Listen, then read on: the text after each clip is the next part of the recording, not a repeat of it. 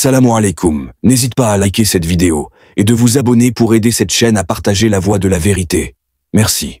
Assalamu alaikum. J'ai suivi votre discours sur le deuxième mariage par un homme.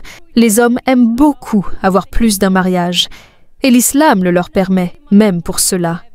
Ils savent qu'ils n'ont pas besoin de la permission de leur première femme, de leur deuxième femme. Au cas où ils iraient vers une troisième ou une quatrième, ma question pour vous est que il y a moins de patience du côté féminin. Et les circonstances sociales, où il est très difficile de gérer une famille, font que, quand la personne veut en prendre 2, 3, alors qu'ils savent qu'ils ne peuvent pas être justes avec elle. Dans de telles conditions, certains États ont rendu obligatoire par la loi qu'un homme, avant d'aller vers un autre mariage, obtienne la permission de la première épouse.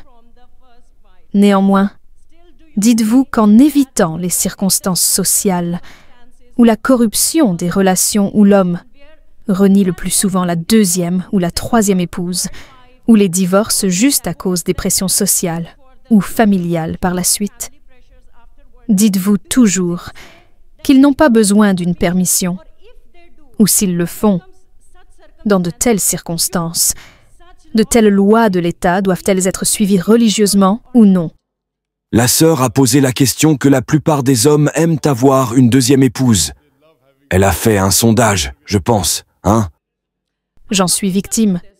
Pardon? J'en suis victime. Eh bien, si vous êtes une victime, vous ne pouvez pas mettre tous les hommes dans le même panier. Si vous êtes victime de certaines choses, vous ne pouvez pas dire « la plupart des hommes ». Vous pouvez dire « certains hommes », pas de problème, d'accord? Donc si vous êtes victime d'une certaine chose, vous ne pouvez pas mettre tous les hommes dans le même panier, d'accord? Quoi qu'il en soit, venons-en à votre question. Les hommes, quand ils veulent épouser une deuxième femme, n'ont pas à demander la permission, parce qu'Allah leur a donné la permission dans le Coran. Mais certains États ont dit que cela devrait être obligatoire de demander la permission. Quel est mon avis? En islam, Allah dit dans le Coran, dans la sourate An-Nisa, verset 3, « Épousez les femmes de votre choix, par 2, 3 ou 4, mais si vous craignez de ne pas être juste envers elles, alors n'en épousez qu'une seule. » Cette déclaration, « N'en épousez qu'une seule », n'est donnée que dans le Coran et dans aucune autre écriture. Si vous ne pouvez pas être juste, vous ne devez en épouser qu'une seule. Cela signifie que le Coran donne la permission à un homme d'avoir 2, 3 ou 4 épouses, mais s'ils ne peuvent pas être justes, n'en épousez qu'une seule. En islam, dans des circonstances normales, un mari n'a pas besoin de prendre la permission de l'épouse avant d'épouser une deuxième femme. Mais en islam, le mariage, le nikah, est une alliance sacrée. Pendant le nikah, une future épouse peut poser n'importe quelle condition permise par la charia au mari. De même, le mari peut poser n'importe quelle condition permise par la charia. Cela signifie que si une femme épouse un homme, elle peut mettre la clause que « je ne t'épouserai qu'à la condition que tu ne puisses pas, que tu ne prennes pas de deuxième épouse ». Maintenant, parce qu'épouser plus d'une femme n'est pas obligatoire en islam, elle peut mettre une clause disant « je ne t'épouserai que si tu ne prends pas de deuxième épouse ». Elle a le choix. Si les femmes ne mettent pas la clause, à qui la faute? Ma sœur, avez-vous mis cette clause dans votre contrat de mariage, le nikah-nama? Fondamentalement. Ma sœur, je vous le demande s'il vous plaît. Vos questions sont si longues, vous êtes si émotive. Oui ou non, avez-vous mis une clause dans votre nikah-nama avant de vous marier disant « Mon mari ne devrait pas prendre de deuxième épouse ». Vous savez, Ruth, c'était déjà barré quand le nikah m'est parvenu, parce que c'est ce qui est une tradition courante. Je vous pose une question simple. Oui ou non, avez-vous mis la clause dans le nikah-nama que mon mari ne devrait pas prendre de deuxième épouse? Avez-vous mis cela? On ne me l'a pas demandé. À qui la faute? Si vous n'avez pas demandé votre droit, à qui la faute? Moi ou vous? Si vous ne demandez pas, même moi je ne demanderai pas. Je demande. Cela signifie que vous ne connaissiez pas votre religion. Juste ou faux? Saviez-vous quand vous vous êtes marié que vous pouviez mettre une clause dans le nikah-nama? Saviez-vous? Oui ou non? Non. À qui la faute? Vous ou votre mari? À qui la faute? Maintenant vous savez. Maintenant vous savez ou non? Ma sœur, maintenant savez-vous ou non? Oui, maintenant, je sais. Cela signifie que dans votre nikah-nama, vous pouvez mettre n'importe quelle clause, mais vous ne pouvez pas mettre une clause. Vous ne pouvez pas dire à votre femme, vous ne pouvez pas dire à votre mari, tu ne devrais pas offrir la prière, parce qu'offrir la prière est obligatoire. Vous ne pouvez donc pas empêcher votre mari de faire quelque chose qui est obligatoire. ni le forcer à faire quelque chose qui est haram. Vous ne pouvez pas dire « Je veux que tu boives de l'alcool tous les jours », parce que boire de l'alcool est haram. Mais tout ce qui est permis, vous pouvez mettre une clause disant « S'il est d'accord, il t'épousera. S'il n'est pas d'accord, il ne t'épousera pas. » C'est tout. Si vous ne connaissez pas votre religion, à qui la faute, vous ou moi? À qui la faute? Pourquoi parlez-vous de l'État? Oubliez l'État. Chaque musulman individuel, homme ou femme, peut mettre n'importe quelle clause qui est optionnelle. Vous pouvez mettre une clause disant « Je ne t'épouserai que si tu me donnes chaque mois 50 000 roupies. » Pas de problème. D'accord, d'accord là-dessus. Ayez l'argent, il sera d'accord, ou vous dites un lac de roupies, mettez une clause. Il peut être d'accord, il peut ne pas être d'accord. Vous pouvez exiger le maire point que vous voulez. Vous savez ce qu'est le maire?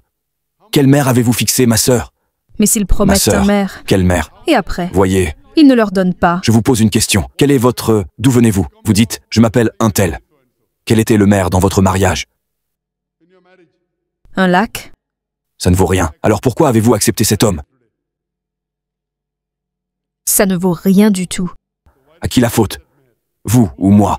Parce qu'il n'y avait pas d'autre option. Ah, donc le problème vient de vous. Le problème est que alors vous devez faire avec.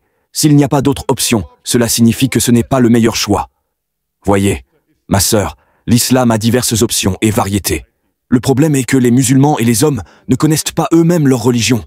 Vous ne connaissez pas leur religion, et ensuite, vous blâmez l'islam. En islam, le droit a été donné à l'homme d'avoir plusieurs épouses pour protéger la femme. Et si vous entendez ma réponse, que pourquoi l'islam permet à un homme d'avoir plus d'une femme, c'est fondamentalement pour protéger la femme.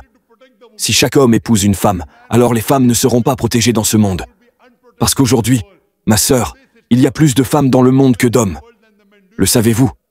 Rien qu'à New York, rien qu'aux États-Unis, il y a 4,3 millions de femmes de plus que d'hommes. Rien qu'en Allemagne, il y a 1 million de femmes de plus que d'hommes. Rien qu'en Russie, il y a 10 millions de femmes de plus que d'hommes. Si votre sœur ou ma sœur vit en Allemagne, les miennes vivent en Russie, et qu'il y a 10 millions de femmes qui n'ont pas trouvé de mari, la seule option pour elles est soit d'épouser un homme qui a déjà une femme, soit de devenir propriété publique. Comprenez-vous? Propriété publique, Dr Zakir. Un mot si dur, c'est le mot le plus sophistiqué que je puisse utiliser. Donc la polygynie, un homme ayant plus d'une femme, a été donné pour protéger la femme, pas pour la rabaisser. Le problème est que beaucoup d'hommes, beaucoup de femmes musulmanes, ne connaissent pas leurs droits. C'est nous qu'il faut blâmer. Nous ne connaissons pas très bien notre religion. Notre religion, l'étendue des droits que la femme a en islam, est phénoménale. Dans d'autres religions, la femme doit donner de l'argent, la dot. Juste ou faux? En Inde, vous devez donner une dot ou non, normalement. Oui, correct. Avez-vous donné une dot? Avez-vous donné une dot? Non. Vous l'avez reçue, alhamdoulilah. L'islam a donc donné des droits. S'il s'est passé quelque chose avec votre mari, et s'il ne suit pas l'islam, alors il y a des moyens. Je ne dis rien de plus. Si votre mari a besoin de plus d'une femme, alors pourquoi ne devriez-vous pas le soutenir? Quel est le problème? Dites-moi une chose, si le mari va tous les jours dehors, voir d'autres femmes, tant qu'il n'est pas marié, avec elles, la plupart des épouses ne s'en soucient pas. Non, pas de problème. Correct. Allez en Amérique. 8 partenaires sexuels différents avant de s'installer. Une bonne musulmane dirait « J'empêcherai ma sœur musulmane de devenir une propriété publique. Cela ne me dérangerait pas de partager le mari, si c'est une bonne musulmane. » Comprenez-vous? Ma sœur, comprenez-vous? Je comprends. J'ai l'impression que vous êtes émotionnellement si chargé juste parce que votre mari a pris une deuxième femme. Non, ce n'est pas le problème. Le problème est qu'il n'assume pas ses relations. C'est le problème. Ceci est mon message, par votre intermédiaire, à toutes les personnes qui sont ici. S'il vous plaît, si vous allez assumer la relation, assumez-la bien. N'abandonnez pas la relation parce que... Ne pas assumer la relation signifie, quand il a épousé la deuxième femme, a-t-il dit qu'elle était la deuxième femme ou non? Mais s'il vous quitte sans vous donner un mot, vous ne savez pas où il est. Il ne vous donne pas votre argent de poche. Il ne sait pas dans quelles conditions vous êtes. Ma sœur. Alors? Ma sœur, ça n'a pas de poids, parce que je ne peux pas porter de jugement sans entendre l'autre partie. Peu importe à quel point vous critiquez votre mari. Point numéro 1, Une bonne musulmane ne critique pas son mari en public. Comprenez-vous? Allah dit dans le Coran. Allah dit dans le Coran. Certes, Allah est avec ceux qui sont patients. Même si ma femme, aussi mauvaise soit-elle, je vais, masha'Allah, elle est très bien. Masha'Allah, c'est la meilleure épouse du monde. Mais même si ma femme était la pire des épouses, je ne la critiquerai jamais, parce que je veux aller au Jannah. Notre bien-aimé prophète Muhammad sallallahu alayhi wa sallam a dit, le meilleur musulman est celui qui est le meilleur envers sa famille, y compris son épouse. Maintenant, si votre mari hypothétiquement n'est pas bon, soyez bonne envers lui. Il devrait dire, combien je torture ma femme, et pourtant elle me loue. Son cœur devrait fondre, indépendamment du fait que le cœur fonde ou non. Vous irez au Jannah. Le savez-vous, ma sœur? Vous perdez votre Jannah, ma sœur. Mon conseil de frère pour vous est que vous perdez votre Jannah en critiquant votre mari en public. Comprenez-vous, ma sœur? Mais vous ne comprenez pas ma question. Je n'ai pas besoin de vous comprendre, ma sœur, parce qu'en tant que personne, je ne peux pas porter de jugement sans l'entendre lui. Il n'est pas présent ici. C'est de la médisance. C'est de la médisance. Mon conseil pour vous est que, ma sœur, oubliez la médisance. Pardonnez. Vous irez au Jannah, Inch'Allah. J'espère que cela répond à votre question.